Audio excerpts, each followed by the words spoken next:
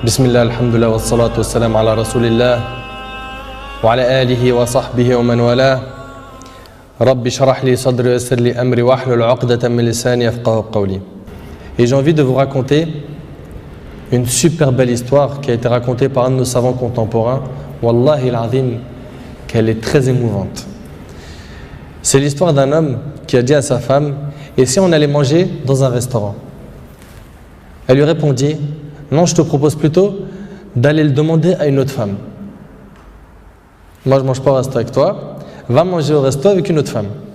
Il s'étonna, il lui dit: je t'invite à manger et tu me dis de sortir avec une autre femme? Mais comment ça? Je ne suis pas de ce genre d'homme. Et quelle femme tu parles?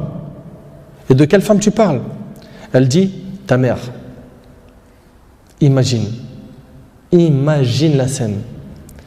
Ta mère, je renonce aujourd'hui à ton invitation pour que tu invites ta mère. Ça fait longtemps que tu ne l'as pas invitée à manger ou à se promener, sors donc avec ta maman. Il lui a dit qu'Allah il te récompense. Et il a tout de suite appelé sa mère et lui a dit: maman, prépare-toi, je vais venir te chercher en voiture et on ira manger et se promener ensemble. Sa mère ne l'a même pas cru. Sa mère ne l'a pas cru. Elle lui a dit: c'est vrai? Il lui dit: oui, par Allah. Viens, aujourd'hui, on va manger ensemble. Entre nous, billah alaykum. Qui d'entre vous, parmi les frères mariés, a déjà fait ça avec sa mère? Et effectivement, ils allèrent ensemble au restaurant. Et la mère s'est remplie d'amour, de joie et de bonheur. Pour elle, c'était un beau rêve.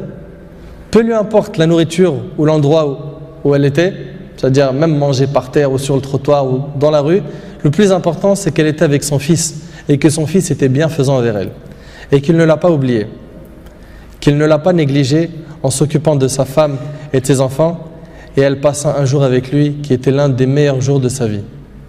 Elle lui dit au retour, l'homme dit à sa mère au retour: maman, t'es contente? La sortie t'a plu? Elle dit: oui, wallahi, c'était masha'Allah. Elle dit: oui, qu'Allah te récompense. Il répondit: Inch'Allah, je le referai.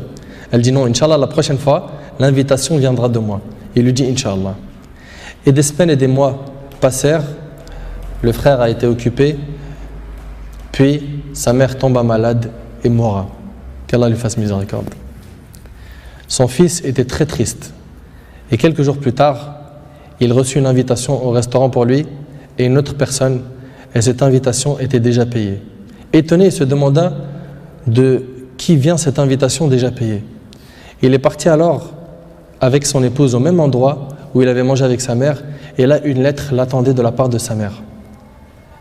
Il y avait écrit: mon cher fils, qu'Allah te récompense, je t'avais promis de t'inviter au même endroit pour manger, mais tu étais souvent occupé.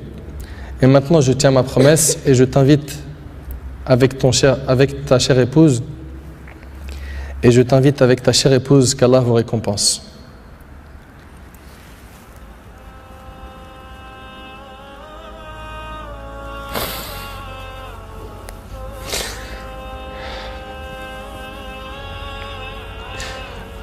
Wallahi mes frères, la valeur de la mère elle est très sacrée. Faut pas la mettre en colère. Cette histoire d'amour entre cette épouse et sa belle-mère est magnifique.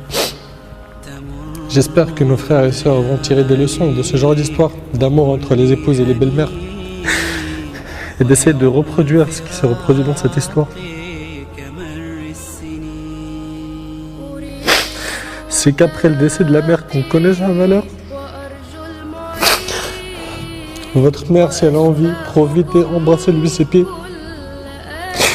Demandez-lui pardon pour les manquements, pour les mauvais comportements. Vous récolterez le succès, Inch'Allah.